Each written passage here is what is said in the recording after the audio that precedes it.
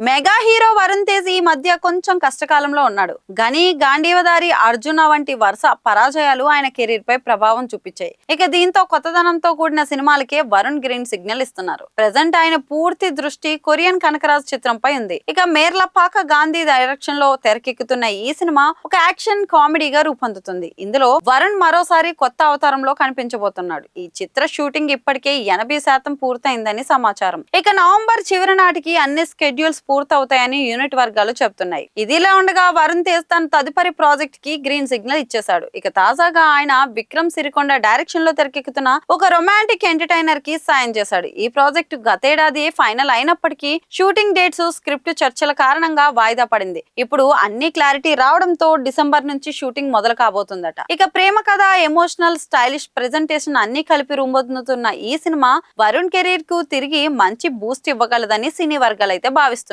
మైత్రి movie makers ఈ చిత్రాన్ని భారీ బడ్జెట్ తో నిర్మిస్తోంది. ప్రెజెంట్ ప్రీ ప్రొడక్షన్ పనులు ఫైనల్ దశలో ఉన్నాయి. ఇక త్వరలోనే హీరోయిన్, మిగతా నటీనటుల వివరాలు వెల్లడించనున్నారు. ఇక వరుణ్ ఈసారి కథ, ఎమోషనల్ విషయంలో ఎలాంటి కాంప్రమైజ్ అవ్వకుండా ప్లాన్ చేసుకుంటున్నారు. ఇక కొరియన్ కనకరాజ్ తర్వాత ఈ లవ్ స్టోరీతో మెగా హీరో మళ్లీ ఫామ్ లోకి వస్తాడనే నమ్మకం అయితే అభిమానుల్లో కనిపిస్తోంది.